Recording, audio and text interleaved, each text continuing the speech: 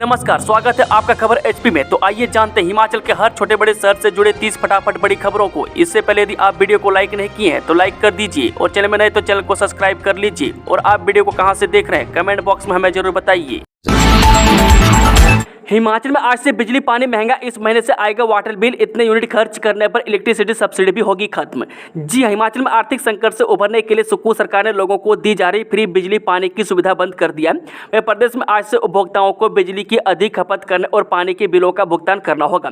ग्रामीण क्षेत्रों में पूर्वी की जयराम सरकार ने लोगों को जो फ्री पानी की सुविधा दी थी, वह सुक्खू सरकार ने इस सुविधा को वापस ले लिया है। बता दें कि इस महीने से ग्रामीण क्षेत्रों में लोगों को पानी के प्रति कनेक्शन 100 रुपये चुकाने होंगे। वह सरकार ने पानी व सीवरेज का नया दाम तय कर दिया है। अब नई दरों पर लोगों को पानी मिलेगा। वहीं कनेक्शन मेंटेनेंस पर भी लोगों को अब पैसा देना होगा, वह जो आज से लागू हो गए। मैं इसी तरह से इस महीने से बिजली की 300 यूनिट से ज़्यादा की खपत करने पर सब्सिडी भी बंद हो जाएगी। वहीं हिमाचल को अक्टूबर महीने के लिए केंद्र ने एपीएल परिवारों को जो सस्ते राशन का आवंटन किया है, उसमें चावल और गेहूं की मात्रा घटाई गई है। वहीं प्रदेश सरकार ने पानी का टैरिफ रेट निर्धारित कर दिया। बता दें कि अब 0 से 20 किलो लीटर पानी खर्च करने पर 19 रुपये, 20 से 30 किलोलीटर पर 33 रुपये, 30 किलोलीटर से अधिक पर 60 रुपये प्रति किलोलीटर की दर से निर्धारित की गई है। पानी के कनेक्शन पर मिनिमम मेंटेनेंस चार्ज 110 रुपये प्रति माह लगेगा। वहीं मीटर खराब होने पर 3 महीने का एवरेज बिल आएगा और 444 रुपये प्रति माह की दर से वसूली होगी। ये सभी दरें ग्रामीण क्षेत्रों के घरेलू उपभोक्ताओं पर लागू होंगी। हिमाचल के मजदूरों के लिए खुशखबरी, सुक्खू सरकार ने बढ़ाई मजदूरी। जी, हिमाचल प्रदेश सरकार ने अकुशल श्रमिकों की मजदूरी को 400 रुपये प्रतिदिन और 12,000 रुपये प्रति माह करने की अधिसूचना जारी कर दी है। इस संबंध में हिमाचल प्रदेश श्रम विभाग के तहत इसकी अधिसूचना जारी कर 1 अप्रैल 2024 से इसे लागू किया गया है। बता दें कि अधिसूचना के अनुसार न्यूनतम मजदूरी अधिनियम 1948 की धारा 9 व अन्य के तहत 24 अप्रैल 2023 द्वारा न्यूनतम मजदूरी सलाहकार समिति का गठन किया गया था। वह समिति की बैठक 20 जून 2024 को आयोजित की गई जिसमें सभी 19 से अनुसूचित रोजगारों में श्रमिकों की सभी श्रेणियों को देय न्यूनतम मजदूरी में वृद्धि को मंजूरी दी गई थी। और सरकार द्वारा यह निर्णय लिया गया कि संशोधित न्यूनतम मजदूरी 1 अप्रैल 2024 से लागू होगी। प्लेसमेंट पर तैनात प्रधानाचार्य होंगे नियमित, सुक्खू सरकार ने लिया बड़ा फैसला। जी, हिमाचल के सरकारी स्कूलों में प्लेसमेंट आधार पर नियुक्त प्रधानाचार्य को नियमित प्रधानाचार्य का कार्यभार सौंपा जाएगा। वह शिक्षा मंत्री रोहित ठाकुर की अध्यक्षता में आयोजित बैठक में इस पर विस्तृत चर्चा हुई थी। बता दें कि अब निदेशालय में इसको लेकर सूचियां तैयार करने का काम शुरू हो गया। हालांकि यह प्रक्रिया लंबी है, लेकिन चरणबद्ध तरीके से विभाग प्लेसमेंट को नियमित करेगा। हिमाचल में मछुआरों के लिए खुशखबरी, मछली उत्पादन को बढ़ावा देने के लिए सीएम सुक्खू बनाएंगे नीति। जी, प्रदेश सरकार ग्रामीण अर्थव्यवस्था को सुदृढ़ करने के लिए प्रयासरत है। राज्य में हजारों परिवार आजीविका के लिए मछली पालन पर निर्भर है। मुख्यमंत्री सुखविंदर सिंह सुक्खू ने कहा कि मछली उत्पादन को बढ़ावा देने के लिए सरकार नीति बनाने जा रही है ताकि मछुआरों की आर्थिक सुदृढ़ हो सके। वहीं उन्होंने कहा कि प्रदेश में ट्राउट मछली के उत्पादन में पिछले वर्ष के मुकाबले 15.70% की वृद्धि हुई है। प्रदेश में ट्राउट का उत्पादन रिकॉर्ड स्तर पर पहुंच गया है। वर्ष 2022-23 में ट्राउट मछली का उत्पादन 1170.50 टन था, जो 2023-24 में बढ़कर 1388 टन पहुंच गया है। हिमाचल में 10वीं पास के लिए नौकरी का सुनहरा मौका, सुपरवाइजर समेत कई पदों पर निकली वैकेंसी। जे क्षेत्रीय रोजगार अधिकारी सीमा गुप्ता ने बताया कि क्षेत्रीय रोजगार कार्यालय शिमला में कैंपस इंटरव्यू का आयोजन किया जा रहा है। उन्होंने बताया कि इबान सिक्योरिटी फंक्शनल प्राइवेट लिमिटेड, लॉ बिल्ला building opposite bus stop Tanda, post office 22 जिला शिमला द्वारा विभिन्न पदों के लिए 7 अक्टूबर सुबह 11 बजे क्षेत्रीय रोजगार कार्यालय यूएस क्लब शिमला में इंटरव्यू का आयोजन किया जाएगा। महिला एवं पुरुष के लिए सिक्योरिटी गार्ड के 30 पद और सिक्योरिटी सुपरवाइजर के 5 पद निकाले गए। इन पदों के लिए इच्छुक उम्मीदवारों की शैक्षणिक योग्यता 10वीं और ग्रेजुएट होना अनिवार्य है।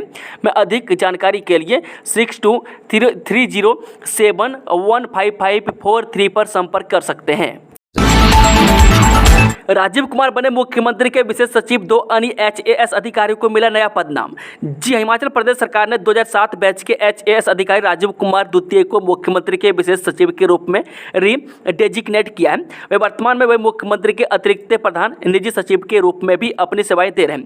मैं इसके अलावा राजीव कुमार द्वितीय हिमाचल प्रदेश भवन एवं अन्य निर्माण कामगार कल्याण बोर्ड के मुख्य कार्यकारी अधिकारी, राज्य एड्स नियंत्रण समिति के परियोजना निदेशक, हिमाचल प्रदेश चिकित्सा सेवाएं निगम के महाप्रबंधक और सूचना एवं जनसंपर्क विभाग के निदेशक का पदभार भी संभाल रहे हैं। वहीं सुक्कू सरकार ने 2 अन्य HAS अधिकारियों को नया पदनाम दिया है। इस बारे में मुख्य सचिव प्रबोध सक्सेना की तरफ से अधिसूचना जारी की गई है। इसके मुताबिक बैच 2012 के HAS अधिकारी सुरजीत सिंह, जो वर्तमान में सचिव राज्य चुनाव आयोग, संयुक्त सचिव PWD हिमाचल प्रदेश सरकार को अब सचिव राज्य चुनाव आयोग अतिरिक्त सचिव के रूप में रीडेजिग्नेट किया गया है। निशांत कुमार पर जानलेवा हमले के फैसले पर रोक, सुप्रीम कोर्ट ने संजय कुंडू की याचिका पर दिए आदेश। जो सुप्रीम कोर्ट ने पालमपुर के कारोबारी निशांत कुमार शर्मा पर जानलेवा हमले से जुड़े मामले में हाईकोर्ट की खंडपीठ द्वारा पारित 23 सितंबर के फैसले पर रोक लगा दी है। हाईकोर्ट ने इस मामले से जुड़ी प्राथमिकी में जबरन वसूली से जुड़ी धाराओं को जोड़ने के लिए आदेश दिए थे। हाईकोर्ट की खंडपीठ ने 23 सितंबर को पारित फैसले में आदेश दिए थे कि इस मामले में धारा 384 से 387 IPC को पुलिस स्टेशन मैक्लोडगंज के समक्ष FIR में जोड़ा जाए और इसकी SIT द्वारा जांच भी की जाए। हिमाचल के मंदिरों में 4 अक्टूबर को होगा हनुमान चालीसा पाठ, मुस्लिम आबादी पर शांता भड़की। जो प्रदेश में चल रहे मस्जिदों के विवाद और प्रवासों के खिलाफ देवभूमि संघर्ष समिति ने 4 अक्टूबर को मंदिरों में हनुमान चालीसा का पाठ करने का ऐलान किया है। आयोजन का उद्देश्य प्रदेश सरकार और प्रशासन को अवैध कब्जों और प्रवासों के खिलाफ उचित कदम उठाने के लिए सद्बुद्धि प्रदान करना है। इसके साथ ही संघर्ष समिति ने 2 अक्टूबर को ग्राम सभाओं में अवैध प्रवासों के खिलाफ प्रस्ताव पारित करने की अपील की है। देवभूमि संघर्ष समिति के संयोजक भारत भूषण ने बताया कि 5 अक्टूबर को शिमला के संजौली स्थित एक मस्जिद में कथित अवैध निर्माण के मामले में नगर निगम आयुक्त की अदालत में सुनवाई होनी है। इस सुनवाई पर पूरे प्रदेश के हिंदू समाज की नजरें टिकी हुई है और लोग उम्मीद कर रहे हैं कि फैसला प्रदेश के हित में आएगा। वॉल ऑफ ऑनर के माध्यम से जान सकेंगे HRTC का सफर, डिप्टी CM मुकेश अग्निहोत्री ने किया शुभारंभ। जी हां, उप मुख्यमंत्री मुकेश अग्निहोत्री ने मंगलवार को हिमाचल पथ परिवहन निगम के 50 वर्ष पूर्ण होने के उपलक्ष्य पर पुराना बस अड्डा शिमला में स्थित निगम मुख्यालय में निर्मित समाहरणालय एवं वॉल ऑफ ऑनर का लोकार्पण किया। उन्होंने कहा कि वॉल ऑफ ऑनर के माध्यम से लोग यहां पर हिमाचल पथ परिवहन निगम का सफर जान सकेंगे। उन्होंने बताया कि इसमें 1974 से लेकर अब तक के फैसलों एवं अवार्ड से अंकित किया गया। साथ ही हिमाचल पथ परिवहन निगम की बसों के मॉडल को भी अलग अलग स्थानों पर दर्शाया जा रहा है। हिमाचल में पूरी की गई गारंटियों को आज पंचकुला में गिनाएंगे सुक्कू, जाने पूरा शेड्यूल। जे मुख्यमंत्री सुखविंदर सुक्कू बुधवार को हरियाणा में विधानसभा चुनाव के लिए प्रचार करने जाएंगे। 2 अक्टूबर को मुख्यमंत्री हरियाणा के पंचकुला में चुनावी जनसभा करेंगे। इसके बाद मुख्यमंत्री का दिल्ली जाने का कार्यक्रम है। 3 अक्टूबर को मुख्यमंत्री दिल्ली में हाईकमान और केंद्रीय मंत्रियों से मुलाकात करेंगे। बुधवार सुबह 8 बजे मुख्यमंत्री सुक्कू सड़क मार्ग से होते हुए पंचकुला जाएंगे। दोपहर 1:30 बजे मुख्यमंत्री दिल्ली के लिए रवाना होंगे। आज से गांव में भी आएंगे पानी के बिल, बिजली हुई महंगी, लग्जरी बसों में स्मार्ट कार्ड। जी, हिमाचल में 1 अक्टूबर से पानी के बिल आएंगे और घरेलू उपभोक्ताओं के लिए भी 300 यूनिट के बाद 1 रुपये प्रति यूनिट बिजली की सब्सिडी बंद हो जाएगी। राज्य में औद्योगिक घरानों को भी 1 रुपये प्रति यूनिट विद्युत उपदान नहीं मिलेगा। प्रदेश में औद्योगिक बिजली उपभोक्ताओं को दी जाने वाली 1 रुपये प्रति यूनिट की सब्सिडी बंद की गई है। घरेलू उपभोक्ताओं को भी 300 यूनिट तक की सब्सिडी की राहत मिलेगी। इसी के साथ 1 अक्टूबर से नई दरों के साथ बिजली के बिल जारी किए जाएंगे। बता दें कि 300 यूनिट से कम बिजली की खपत करने वाले उपभोक्ताओं को स्लैब के अनुसार 1 रुपया 83 पैसा से लेकर 3 रुपया 53 पैसे की प्रति यूनिट की सब्सिडी मिलती रहेगी। प्रतिमाह 300 यूनिट से अधिक की खपत करने वाले को अब 1 रुपया 3 पैसे प्रति सब्सिडी नहीं मिलेगी। मंगलवार से पानी की भी नई दरें लागू होंगी। वहीं ग्रामीण इलाकों में भी पानी का बिल वसूला जाएगा। हर महीने प्रति कनेक्शन 100 रुपये बिल आएगा। इन क्षेत्रों में पानी के मीटर नहीं लगेंगे। विमान हादसे में 56 साल बाद मिले 4 और पीड़ितों के अवशेष, लोसर्ब होगा पोस्टमार्टम। जी हां, हिमाचल प्रदेश के चंद्रभागा में भारतीय वायुसेना के AN-12 विमान दुर्घटनाग्रस्त के 56 साल बाद 4 और पीड़ितों के अवशेष मिले हैं। SP लाहौल स्पीति मयंक चौधरी ने कहा कि करीब 56 साल पहले 1968 में 102 जवानों को लेकर जा रहा भारतीय वायुसेना का विमान AN-12 ढाका ग्लेशियर के पास चंद्रभागा 13 में दुर्घटनाग्रस्त हो गया था। पहले भी इस दुर्घटना घटना में शवों को बरामद करने के लिए लगातार प्रयास किए गए। 5 शव बरामद किए जा चुके थे। सितंबर में शवों को बरामद करने के लिए एक टीम फिर सक्रिय हुई और इस बार 4 शव बरामद हुए हैं। मैं कहा कि सब सड़ी गली अवस्था में थे। मृतकों की पहचान सहारनपुर के मलखान सिंह, पौड़ी गढ़वाल के सिपाही नारायण सिंह, हरियाणा के रेवाड़ी के सिपाही मुंशीराम और केरल के थॉमस चेरियन के रूप में हुई है। मैं शवों की बरामदगी के बाद पुलिस ने सेना से संपर्क किया। मैं शवों को लोसर लाया जा रहा है, मैं जहां उनका पोस्टमार्टम किया जाएगा, जिसके बाद उन्हें संबंधित परिवारों को सौंप दिया जाएगा। दालों और अनाज में पॉलिश कीटनाशक मिले तो कार्रवाई। जी, प्रदेश में बाजारों में बिकने वाली खुली और पैकेट बंद दालों समेत अनाज में पॉलिश से हैवी मेटल से मॉइस्चर और कीटनाशक अवशेषों की जांच होगी। हिमाचल प्रदेश में खाद्य सुरक्षा विभाग की ओर से दुकानों, गोदामों और उद्योगों से सैंपल भरे जाएंगे। भारतीय खाद्य सुरक्षा एवं मानक प्राधिकरण ने यह आदेश जारी किए हैं। आदेशों में स्पष्ट किया गया है कि दालों और अनाज के सैंपलों की जाँच बाहरी राज्यों की लैब में करवाई जाए। आदेशों के बाद हर एक जिले में टीम का गठन भी कर दिया गया। टीम ने सैंपल भरकर चंडीगढ़ लैब में भेजने की भी शुरू कर दिए हैं। किन्नौर के निगुलसरी में 17 मीटर सड़क धंसी, वाहनों की आवाजाही ठप। जी, हिमाचल प्रदेश के किन्नौर जिले में निगुलसरी में भूस्खलन वाले क्षेत्र में भवानगर की ओर 17 मीटर सड़क बुरी तरह धंस गई है। मैं इससे नेशनल हाईवे 5 पर वाहनों की आवाजाही फिर से ठप हो गई है। मैं जानकारी के मुताबिक बता दें कि क्षेत्र में करीब 3 मीटर चौड़ी सड़क पूरी तरह से धंस गई है। ऐसे में अब पहाड़ को खोदकर पूरी सड़क को अंदर की ओर से दोबारा बनाया जाएगा। मैं आज देर शाम तक सड़क को फिर से खोलने की कोशिश है। मैं नेशनल हाईवे फिर से बंद होने के कारण हजारों लोगों की मुश्किलें फिर से बढ़ गई है। मैं सबसे ज़्यादा परेशानी किसान बागवान को हो रही है। मैं जिनकी कीमती फसलें गाड़ियों में और आगे जाने का रास्ता बंद है। मैं किन्नौर के अन्य भागों से संपर्क कट गया है। संजौली मस्जिद में अवैध निर्माण की पैमाइश पूरी, इस दिन कोर्ट में पेश होगी रिपोर्ट। जे राजधानी के संजौली स्थित मस्जिद में हुए कथित अवैध निर्माण की पैमाइश पूरी हो गई है। वह नगर निगम की वास्तुकार शाखा की टीम ने संजौली मस्जिद का दौरा कर इसकी पैमाइश की है। अब इसकी विस्तृत रिपोर्ट तैयार की जा रही है। शिमला के इन 10 स्थानों पर सार्वजनिक बैठक, धरना प्रदर्शन पर रोक। जी, हिमाचल प्रदेश के शिमला में शहर रिज और कैनेडी हाउस तक, रेंडेज वॉयस रेस्टोरेंट से रिवोली सिनेमा तक 150 मीटर दूरी तक, स्कैंडल पॉइंट से कालीबाड़ी मंदिर तक, छोटा शिमला गुरुद्वारा से लिंक रोड, छोटा शिमला कुसुम पट्टी रोड, छोटा शिमला चौक से राजभवन से ओक ओवर तक, छोटा शिमला गुरुद्वारा से सटी सीढ़ियाँ और पैदल रास्ता जो कुसुम पट्टी सड़क की ओर, कोट रोड से मझीटा हाउस लिंक रोड तक, एजी कार्यालय से कोट रोड, CPWD कार्यालय से चेड़ा मैदान, उपायुक्त कार्यालय से ऊपर, पुलिस गुमटी से लोअर बाजार की ओर 50 मीटर की दूरी तक सभी स्थलों पर सार्वजनिक बैठक आयोजित करने, जुलूस और रैलियां निकालने, प्रदर्शन करने, नारे लगाने, बैंड बजाने और अपराध की मंशा से हथियार के रूप में इस्तेमाल की जाने वाली वस्तुओं को ले जाने पर पूर्ण रूप से रोक लगाई गई है। फिल्म अभिनेता गोविंदा को लगी गोली, आईसीयू में भर्ती। जी, बॉलीवुड अभिनेता गोविंदा के पैर में गोली लग गई है। वह गोविंदा सुबह कहीं जाने के लिए निकल रहे थे, तभी यह हादसा हो गया।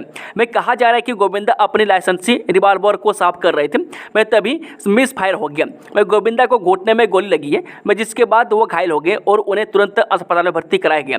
मैं फिलहाल गोविंदा की हालत अभी स्थिर बताई जा रही है। मैं पुलिस सूत्रों का कहना है कि गोविंदा को आईसीयू में भर्ती कराया गया। मैं हादसा सुबह 4:45 बजे के करीब हुआ है। उस समय गोविंदा कोलकाता जाने की तैयारी कर रहे थे। गोविंदा ने अपने स्वास्थ्य के बारे में जानकारी देते हुए कहा कि उनकी हालत अब स्थिर है और उनके पैर में लगी गोली को सफलतापूर्वक सर्जरी से निकाल दी गई है। मैं एक ऑडियो संदेश में गोविंदा ने अपने प्रशंसकों को अपनी स्थिति के बारे में जानकारी देते हुए कहा, नमस्कार प्रणाम, मैं हूँ गोविंदा। आप सब लोगों के आशीर्वाद और माता पिता के आशीर्वाद और गुरु की कृपा से जो गोली लगी थी अब वो निकाल दी गई है। मैं धन्यवाद देता हूँ यहाँ के डॉक्टर का। मैं आदरणीय डॉक्टर अग्रवाल जी का और आप लोगों के लिए प्रार्थना के लिए बहुत बहुत धन्यवाद देता हूँ। बक्से नहीं जाएंगे शिकारी, जनता की मदद लेगा विभाग। जी, वन्य प्राणियों के अवैध शिकार को लेकर वन विभाग सजग हो गया। मैं अब घने जंगलों में प्राणियों का शिकार करने वाले बक्से नहीं जाएंगे। वन्य प्राणी विभाग ने इसके लिए स्थानीय लोगों से भी मदद मांगी है। वे वन्य प्राणियों से हिंसा की कोई भी जानकारी वन विभाग को देता है तो उसका नाम गुप्त रखा जाएगा। मैं जानकारी के आधार पर वन्य प्राणी विभाग के अधिकारी और कर्मचारी आगामी कार्रवाई करेंगे। वे प्रधान मुख्य अरण्यपाल वन्य प्राणी अमिताभ गौतम ने कहा कि प्रदेश में वन्य जीवों के प्रति बढ़ रही हिंसा चिंताजनक है। बनीखेत में बैंक में करोड़ों का घोटाला। जी, बनीखेत में एक नेशनल बैंक शाखा में कार्यरत कर्मचारी द्वारा ऋण खातों में करोड़ों रुपये के गड़बड़झाले की आशंका के चलते ग्राहकों में हड़कंप मच गया है। मैं इस गड़बड़झाले में संबंधित बैंक कर्मचारी द्वारा करोड़ों रुपये की राशि अपने निजी व रिश्तेदारों के खाते में ट्रांसफर करने की बात सामने आई है। हालांकि स्थानीय बैंक प्रबंधन इस मामले को लेकर कोई भी प्रतिक्रिया देने को तैयार नहीं है। वह बैंक प्रबंधन का कहना है कि मामले की जाँच के लिए RM बनीखेत पहुँच रहे हैं। इस मामले को लेकर वह भी आधिकारिक तौर पर बयान देने के लिए अधिकृत है। सूत्रों से मिली जानकारी के अनुसार बता दें कि बनीखेत बैंक शाखा में कार्यरत कर्मचारी ने ग्राहकों के ऋण खातों से करोड़ों रुपए की राशि डकार ली है। कंप्यूटर शिक्षकों के नियमितीकरण की नीति बनाए सरकार। जब प्रदेश के 1326 कंप्यूटर शिक्षक पिछले 21 साल से नियमितीकरण की राह देख रहे हैं। मैं केवल यही श्रेणी ऐसी है जो आज तक आउटसोर्स के चंगुल में फंसी है। मैं प्रदेश सरकार ने 7 फरवरी को शिक्षा मंत्री रोहित ठाकुर की अध्यक्षता में गठित कैबिनेट सब कमेटी की बैठक आयोजित की थी। मगर अब तक कंप्यूटर शिक्षकों को नियमित करने की नीति अधिसूचित नहीं हुई है। हिमाचल प्रदेश हाईकोर्ट ने प्रदेश के सरकारी स्कूलों में आउटसोर्स आधार पर लगे कंप्यूटर शिक्षकों के लिए पॉलिसी बनाने की छूट दे दी थी। हाईकोर्ट ने राज्य सरकार को यह छूट देते हुए स्पष्ट किया है कि पॉलिसी बनाने के दौरान कंप्यूटर टीचर्स की लंबित याचिकाएं सरकार के आड़े नहीं आएंगी। गौरतलब है कि कंप्यूटर शिक्षकों की ओर से हाईकोर्ट में याचिका दायर की गई थी। भारत एक धर्मनिरपेक्ष देश, मंदिर हो या दरगाह सार्वजनिक स्थान पर बाधा नहीं बन सकती। जी हां, देश भर में हो रहे बुलडोजर एक्शन पर मंगलवार को सुप्रीम कोर्ट में सुनवाई हुई। सुनवाई के दौरान सुप्रीम कोर्ट ने कहा कि भारत एक धर्मनिरपेक्ष देश है और हमारे निर्देश सभी के लिए होंगे, चाहे वे किसी भी धर्म या समुदाय के हो। अगर सड़क के बीच कोई धार्मिक संरचना है तो वह सार्वजनिक बाधा नहीं बन सकती। सुनवाई के दौरान जस्टिस गवई ने कहा कि चाहे मंदिर हो, दरगाह या कोई दूसरा धार्मिक स्थान जहां जनता की सुरक्षा की बात हो और स्थल पब्लिक प्लेस पर हो तो उसे हटाना ही होगा। जनता सर्वोपरि है। अवैध कब्जा अतिक्रमण हटाने पर कोई रोक नहीं है। सुनवाई के दौरान जस्टिस गवई ने कहा कि हम ये साफ कर देना चाहते हैं कि सिर्फ इसलिए तोड़फोड़ नहीं की जा सकती कि कोई व्यक्ति आरोपी या दोषी है। साथ ही इस बात पर भी ध्यान देना होगा कि तोड़फोड़ के आदेश पारित होने से पहले भी एक सीमित समय होना चाहिए। कोर्ट ने कहा कि भले ही निर्माण अवैध हो, लेकिन एक्शन के बाद महिलाओं, बुजुर्गों और बच्चों को सड़क पर देखना अच्छा नहीं लगता। अगर उनको समय मिले तो वे लोग एक वैकल्पिक व्यवस्था कर लेते। इस बीच सुप्रीम कोर्ट ने अपना फैसला सुरक्षित रख लिया और कहा कि फिलहाल बुलडोजर एक्शन पर लगी अंतरिम रोक जारी रहेगी। लोगों का आरोप प्रवासी बिगाड़ रहे लोकल व्यंजनों का मूल स्वरूप प्रतिबंध लगाने की मांग की। देवभूमि कुल्लू जिला के स्थानीय लोगों ने प्रदेश सरकार से मांग की है कि बाहरी राज्यों से जिस प्रकार बड़ी संख्या में प्रवासी प्रदेश से कोने कोने से लोकल डिश बनाकर बेचने का काम कर रहे हैं वह गलत है।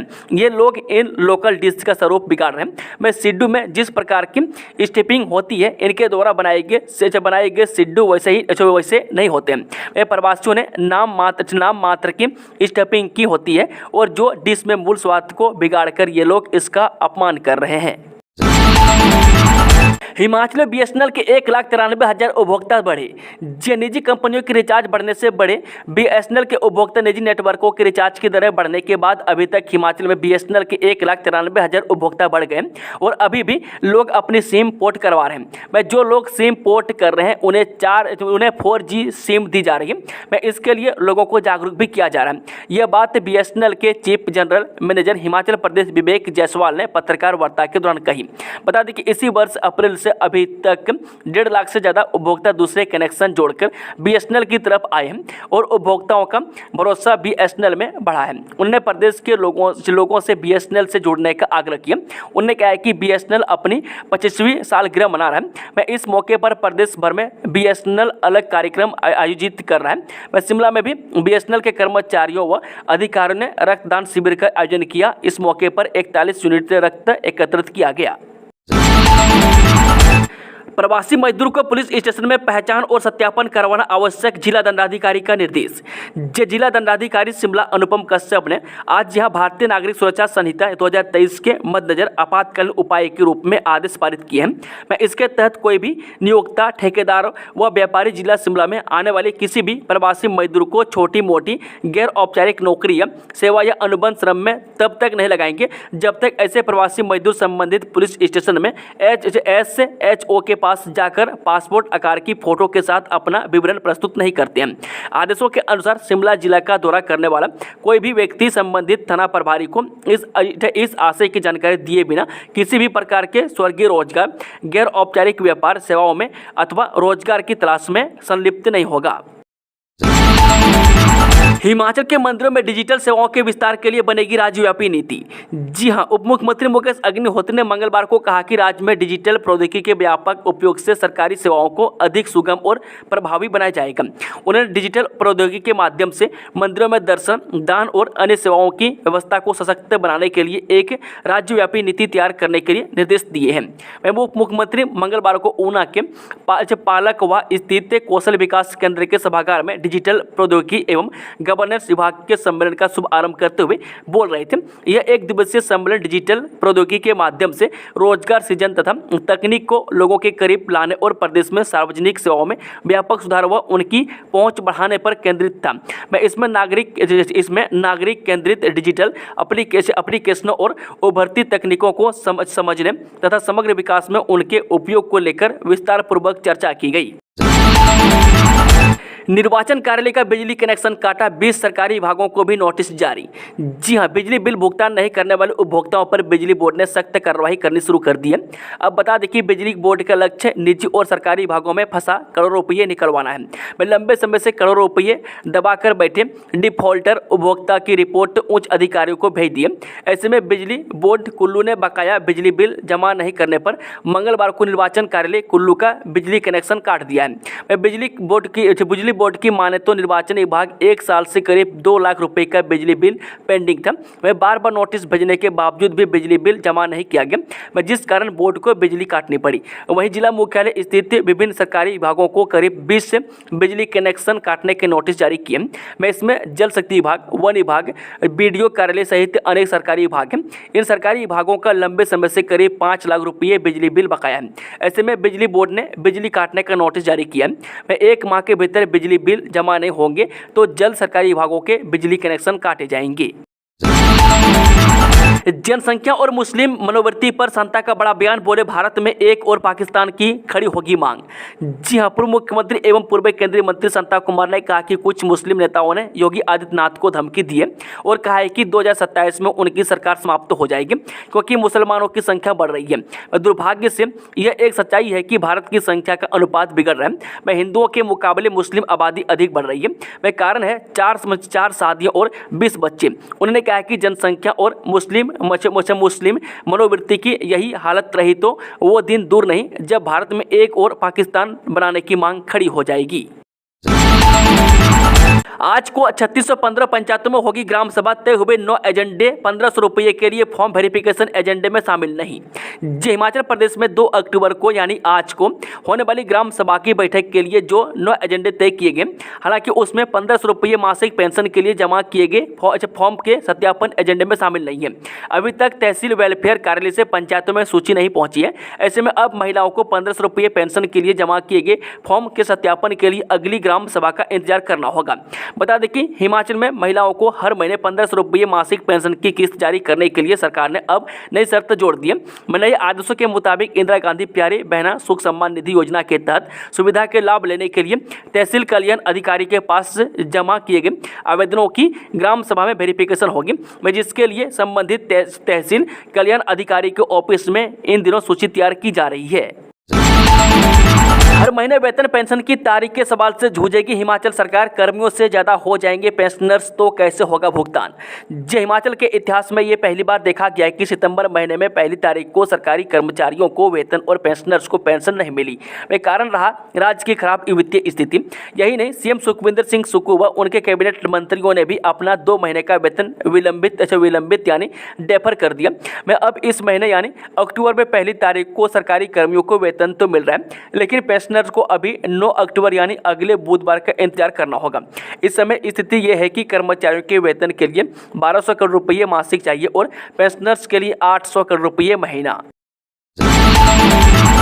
हिमाचल विश्वविद्यालय में बीएड की 1369 सीटें खाली, 6 अक्टूबर तक कर सकते हैं ऑनलाइन आवेदन।